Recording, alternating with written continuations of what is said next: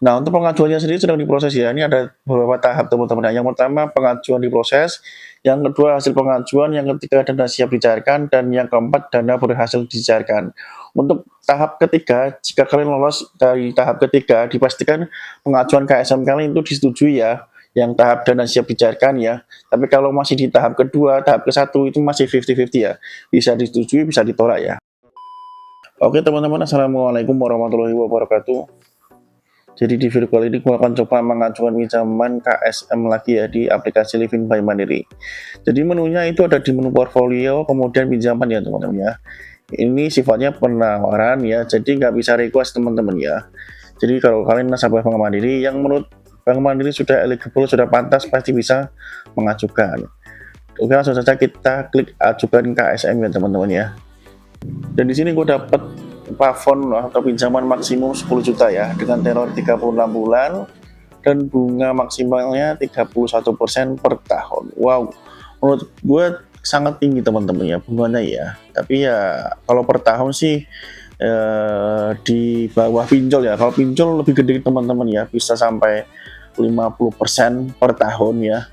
Tapi kalau bank itu kalau hitungannya per tahun berarti per bulannya berapa ya? Kalau bunganya dihitung per bulan itu jatuhnya 2,5% teman-teman ya.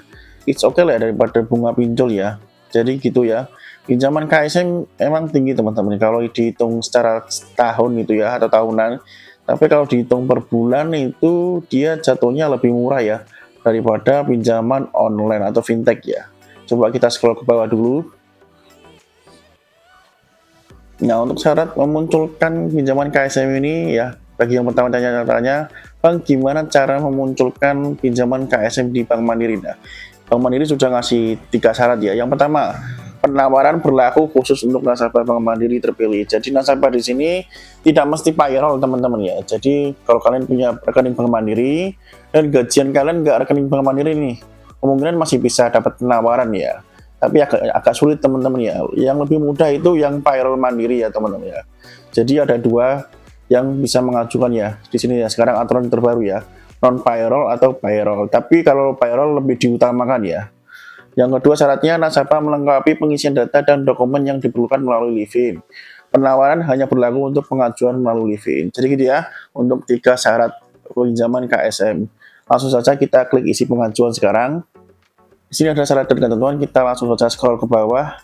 Setelah kita scroll ke bawah, kita langsung saja klik saya setuju ya teman-teman ya.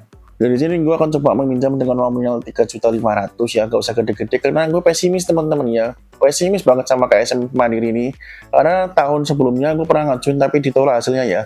Dari sini gue akan coba nominal sedikit aja dengan tenor 10 bulan ya. Angsuran per bulannya Rp410.000, bunganya 36% per tahun ya. Nah, kita langsung saja klik lanjutkan ya teman-teman ya. Kemudian nanti akan ada keterangan seperti ini ya. Untuk biaya provisinya di sini 70.000, biaya adminnya 200.000 ya.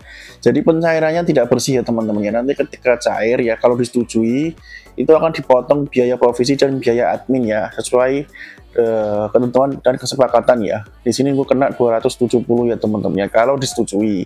Oke, langsung saja kita klik lanjutkan ya. Kemudian kita disuruh mengisi data-data pribadi ya teman-teman ya. Yang pertama di sini kita disuruh mengisi alamat tempat tinggal kita saat ini ya atau alamat domisili ya. Isi sesuai dengan data atau kondisi kalian saat ini ya sebenar-benarnya ya. Jika sudah kita klik lanjutkan ya teman-teman ya. Kemudian data yang kedua adalah data pekerjaan teman-teman dari nama perusahaan, bidang pekerjaan, alamat kantor, kemudian nomor telepon kantor. Jika sudah kalian klik aja lanjutkan ya.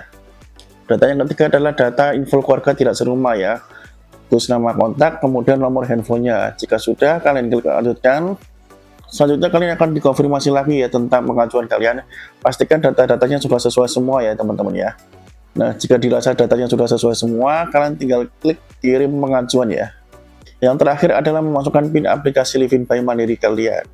Nah, untuk pengajuan pinjamannya sedang diproses ya teman-teman ya. KSM Reguler Joko Susanto, terima kasih atas pengajuan Anda. Pemrosesan pengajuan Anda akan selesai dalam 3 hari kerja. Kunjungi menu pesan untuk pantau statusnya.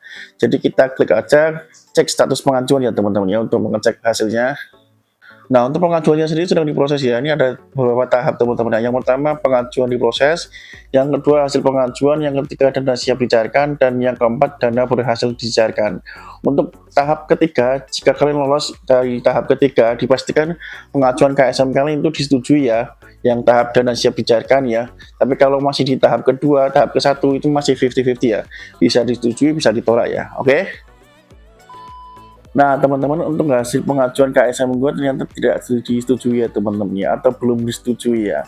Ini prosesnya cepat banget ya, pengajuan jam 1 dini hari, jam 5-nya atau subuh itu sudah ada hasilnya ya, dan ternyata hasilnya tidak disetujui ya. Berdasarkan pertimbangan bank, pengajuan pinjaman tidak dapat disetujui saat ini ya. Jadi gitu ya, untuk KSM reguler atau KSM Bank Mandiri ini memang agak ketat teman-teman ya, nggak seperti aplikasi-aplikasi lain ya. Jadi Bank Mandiri sangat hati-hati kalau minjemin uang ke nasabahnya ya. Jika ada pertanyaan lebih lanjut tentang KSM Mandiri ini di aplikasi Livin Bank Mandiri, tulis saja di kolom komentar. Semoga bermanfaat. Sampai ketemu lagi di video selanjutnya.